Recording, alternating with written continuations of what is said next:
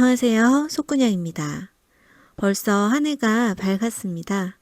우리 속그냥 구독자 여러분들 건강하고 행복한 한 해가 되기를 바라고 2024년 한 해에도 속그냥과 재미있는 중국 소식과 드라마들 같이 즐길 수 있는 한 해가 되기를 바라봅니다. 2024년에는 어떤 작품들을 볼 수 있을까 기대들 많이 하실 것 같아서 오늘은 1월, 2월 중에 볼 수 있을 것으로 기대되는 드라마 7편을 준비해 보았습니다. 첫 번째 작품은 번화입니다. 이 작품은 호가, 마이리, 당원, 신지래 등이 주연을 맡은 드라마로 진휘청의 동명소설을 각색한 작품으로 마오둔 문학상 등 다수의 상을 받은 유명한 작품입니다. 그리고 왕가희 감독의 첫 드라마 연출 작품이라는 점이 흥미롭죠. 스토리는 1960에서 1990년대까지의 상하이의 근현대 이야기를 다루고 있고요. 12월 27일부터 텐센트에서 방영을 시작하였습니다. 아직 한국 위티비에는 나와 있지 않은 것으로 확인되는데요. 조만간 나올 것으로 기대됩니다.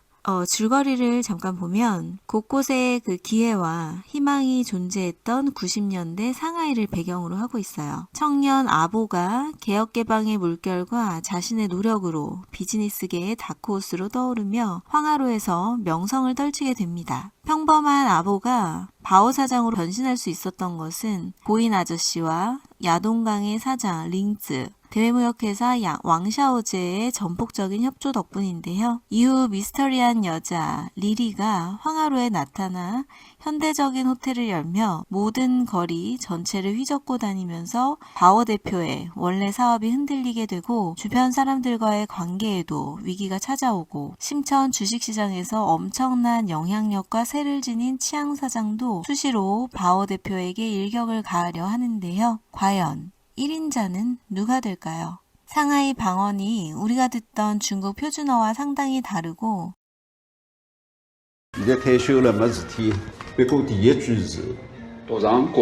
또 광동어와 같이 우리에게 익숙한 언어가 아님에도 상하이 방언 그대로 녹음을 한 버전과 표준어로 바꾼 버전 이렇게 두 가지 버전을 따로 만들었다고 해요.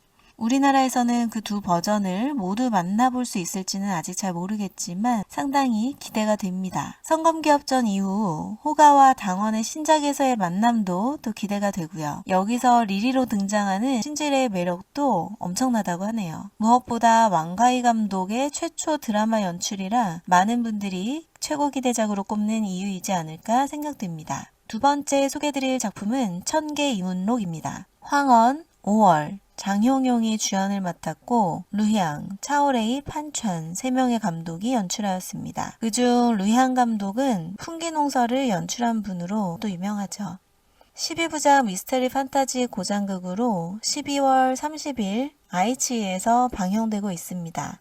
국내 아이치에도 올라와 있어서 당장 보실 수 있는 작품입니다. 2021년 9월에 크랭크인해서 2022년 5월 크랭크업한 작품으로 촬영 기간에 비해 총 회차는 짧은 편이죠. 자세한 거 물론 봐야 알겠지만 예고편을 보니 나름 신경을 많이 쓴 작품인 것 같아 보입니다. 명나라 말기 천계연간 금이백호 저사경은 변방에 위치한 영헌성에서 발생한 열병을 조사하기 위해 그곳에 향하게 됩니다. 현지에서는 요괴의 장난이다, 환자들이 괴수에게 잡아먹혔다 등 흉흉한 소문이 무성한데 그곳의 관리들은 그저 평범한 열병일 뿐 특이점은 없다고 말하고 있습니다. 영헌성에서 영해보, 그리고 오모도라는 고립된 섬에 이르기까지 저사경은 고관 배간과 이방선장 안젤리카 등 여러 세력과 충돌하게 되는데요. 조사가 깊어질수록 점점 더 위험에 빠지고 어떠한 진실이 숨겨져 있음을 느끼게 됩니다. 세 번째 소개드릴 작품은 기금조입니다. 이 작품은 허계와 우서은 주연의 고장극으로 성검기업전 6를 원작으로 각색한 드라마로 이미 100만 예약자 수를 돌파할 정도로 많은 관심을 모으고 있습니다. 기금조는 2022년 11월 30일에 크랭크앱 되었고 텐센트 위티비에서 총 36부작으로 방송 예정인 무협 로맨스 드라마입니다. 스토리를 간단하게 말씀드리면 월금조와 월기가 오함촌에서 3년 동안 함께 사형 3회지간으로 지내오지만 자신들의 신상에 대해서는 잘 알지 못하고 있습니다.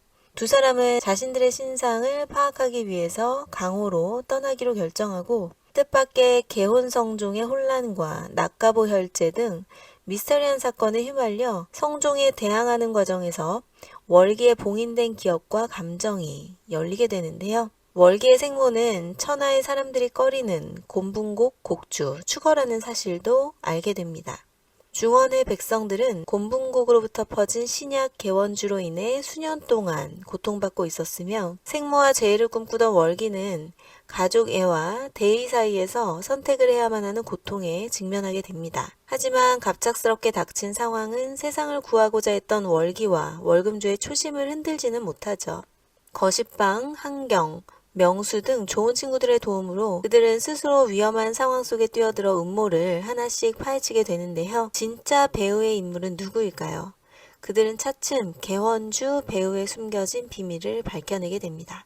기금조는 지난 9월 드라마 제목을 성검육 기금조에서 기금조로 변경해 과거 성검 시리즈와 차별화를 뒀고 네티즌들도 디테일이 게임 메인라인과 다르게 개편될 것이라는 그런 기대감을 가지고 있어서 많은 팬들의 기대를 모으고 있습니다.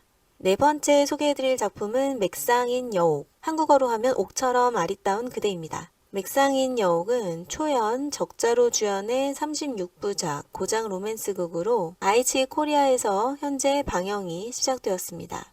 어정팽양의 소설 고대 소청신을 원작으로 하는데요. 자녀 모두가 어린 나이에 문단의 거장이 되어 이름을 떨친 송씨 집안은 유명한 학자 집안입니다.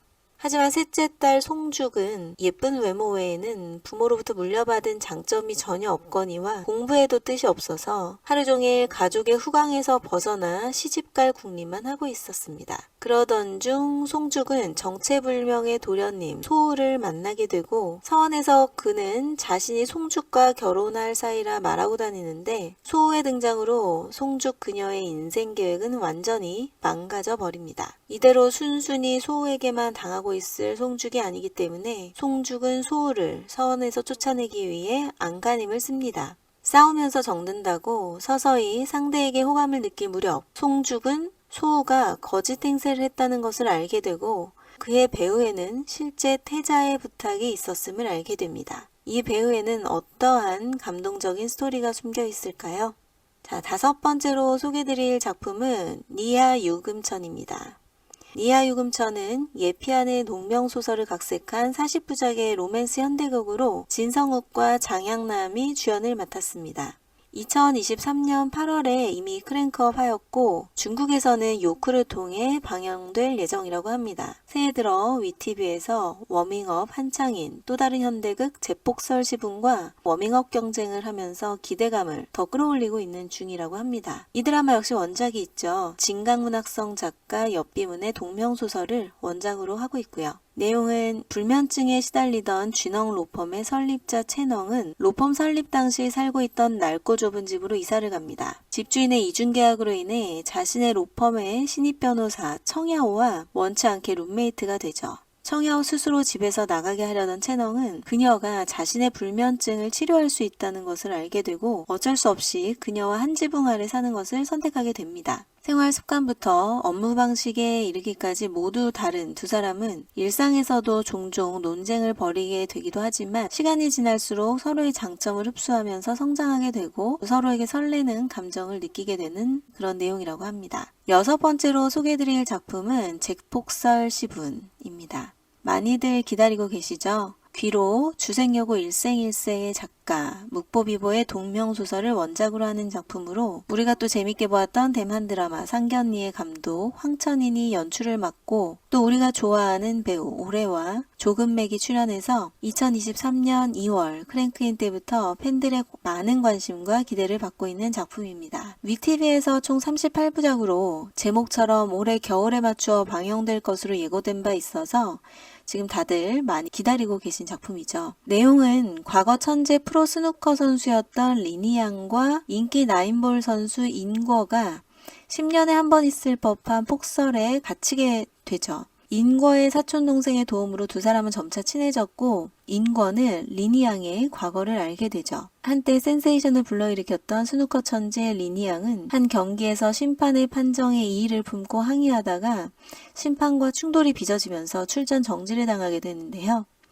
젊고 혈기왕성했던 그는 심판의 판결에 불복하고 은퇴를 선언해버리죠. 그렇게 스누커 업계를 떠나게 됩니다. 인거의 등장으로 리니양의 삶은 바뀌게 되는데요. 리니양은 인거에게 적극적으로 대시하게 되고 인거는 리니양이 꿈을 되찾을 수 있도록 이끌어준다는 내용이라고 합니다. 마지막으로 소개해드릴 7번째 작품은 요구구에입니다. 요구구에는 앵십육 작가의 소설 17세니 희완수가 한국어로 하면 17살의 누구를 좋아했나요? 를 각색한 드라마로 6부에서 총 36부작으로 방영 예정인 로맨스 현대극입니다. 양쯔와 판빙빙 동생 판청청이 주연으로 출연하면서 더욱 관심을 모으고 있죠. 양쯔는 1992년생, 그리고 판청청은 2000년생으로 8살 차이가 좀 우려된다고 하시는 분들도 계시긴 한데 양쯔가 워낙 연기력이 받쳐주고 또 판청청 역시 나이에 비해서는 아주 그렇게 동안까지는 아니기 때문에 또 보다 보면 크게 문제되지 않을 거라는 생각도 가지게 됩니다.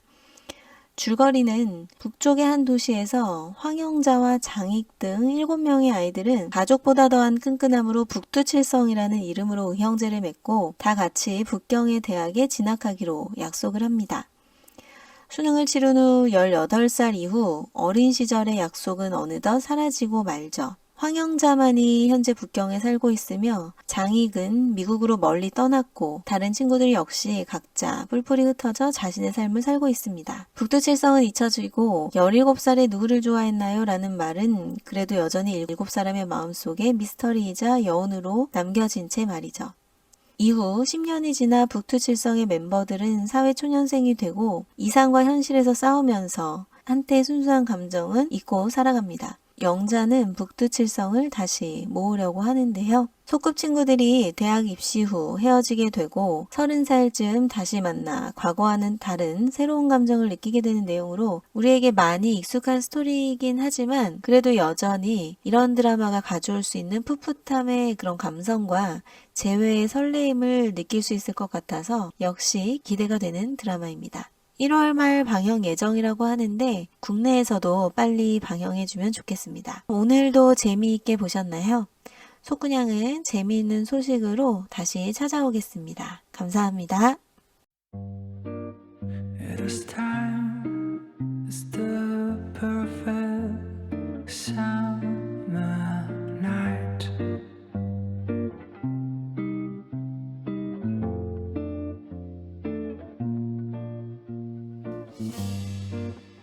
Those three words are spelled out in your eyes.